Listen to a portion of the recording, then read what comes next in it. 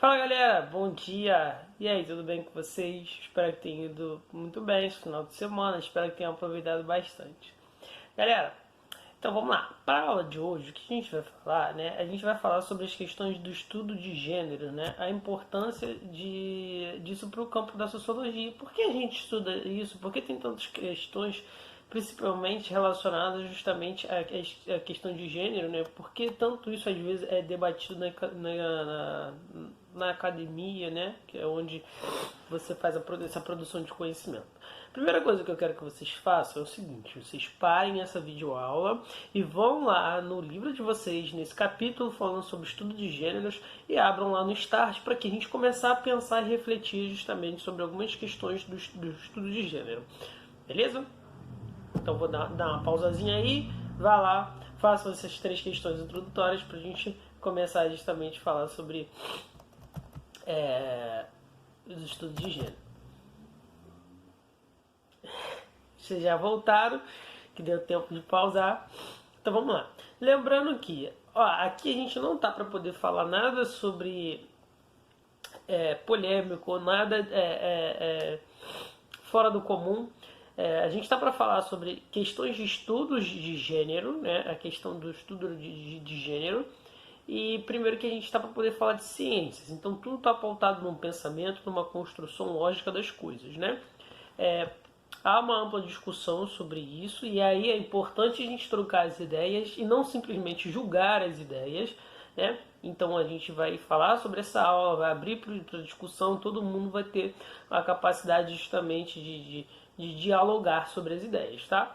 Mas aqui tudo parte de um campo de um conhecimento, tudo que a gente falou no início lá do ano sobre o que é sociologia, beleza? Então vamos lá. Quando a gente fala essa questão de estudo de gênero, galera, isso tudo vai se iniciar justamente mais ou menos em torno de 1990, né? Período moderno, mais moderno em relação a essas questões que quando a gente fala de sexualidade, tá bom? Então é pouquíssimo tempo, né? Praticamente a gente tem 30 anos falando sobre essas questões de estudo de gênero, né? E a gente vai ver que essa questão de estudo de gênero, né?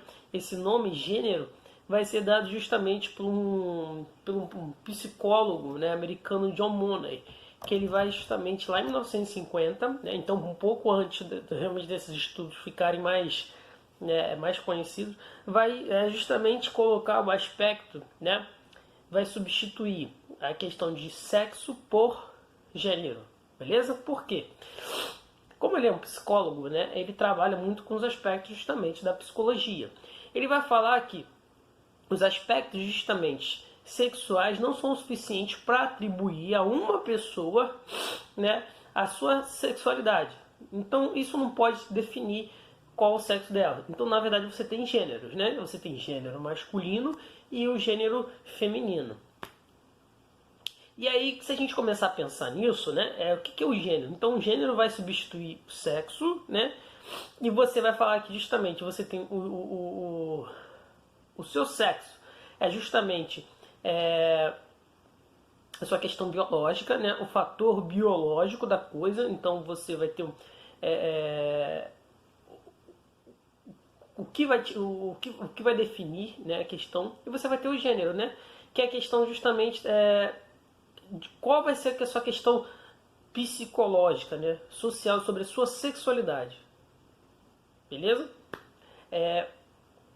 Então, olha só, ele define que fica difícil de você entender o aspecto da sexualidade das pessoas simplesmente pelo ponto de vista sexual biológico, né? E determina que isso deve ser entender pelo gênero, né? A genealogia da coisa, né? A origem em si da coisa. Por quê?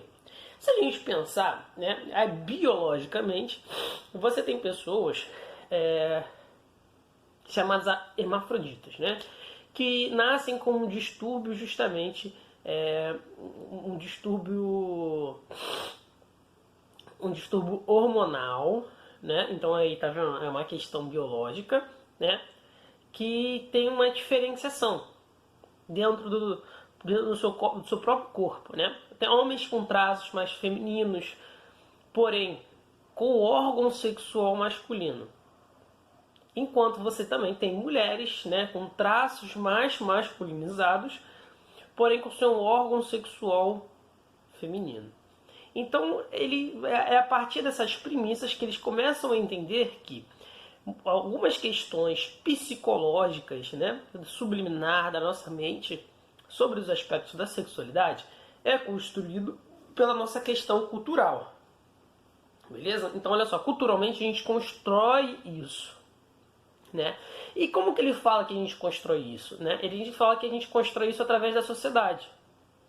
Então, não é que a gente tenha dois tipos de sexo, não é que a gente tenha três tipos de sexos, né? Ah, pessoal, tem o hermafrodita, que é aquele meio do caminho ali. Não. Olha, você tem o masculino e o feminino, correto?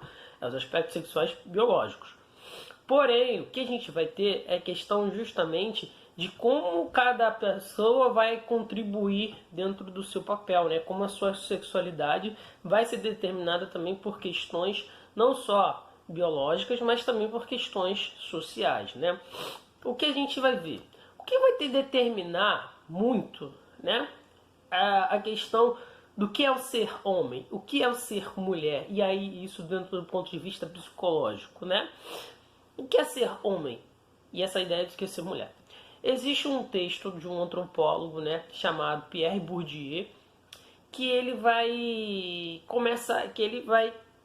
vir para o Brasil, né, na década de 1900, logo no início do século XIX, e vai vir pesquisar algumas tribos indígenas aqui no Brasil, e ele vai criar um texto chamado O Arco e o Cesto, beleza?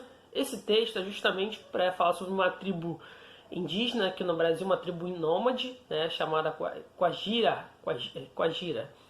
que aí ele vai justamente observar, né, o comportamento de cada pessoa dentro da tribo. Como que essa organização, né, pessoal vai funcionando em cada tribo.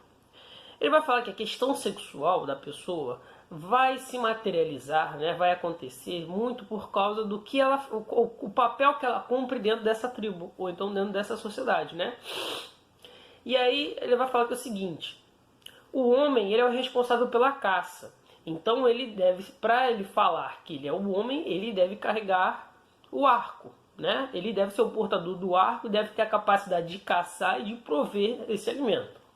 Enquanto o papel da mulher é justamente o cesto, o papel justamente de cuidar das crias, né? Isso dando um ponto de vista antropológico dos filhos, e de cuidar da organização, né?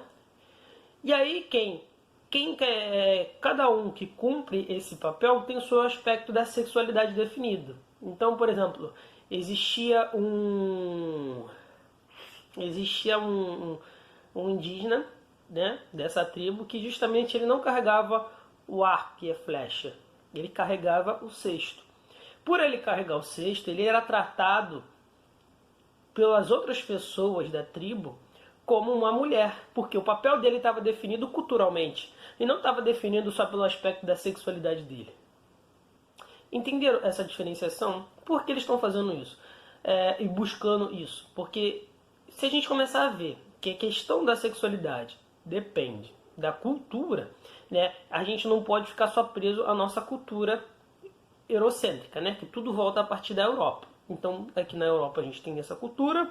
E será que essa questão da sexualidade é definida pela cultura ou pelo fator biológico? Então vamos buscar em outras culturas. E é por isso que justamente tem essa leitura, de você buscar o papel do homem e da mulher em outras culturas para definir se isso é uma questão cultural, psicológica, ou se é só uma questão biológica. Beleza? E é essa questão que eu quero justamente deixar para vocês. Dentro da nossa sociedade, dentro de outras sociedades ao redor do mundo que a gente pode conhecer, né, a gente pode falar que o aspecto da sexualidade está ligado às questões biológicas, mas também está ligado às questões sociais, né? O quanto cada uma dessas coisas vão definir qual é o papel do aspecto sexual ou do gênero da pessoa dentro de uma sociedade, beleza? E aí é isso que eu quero deixar para vocês e a gente acabar discutindo isso justamente lá no grupo da sala de aula, beleza?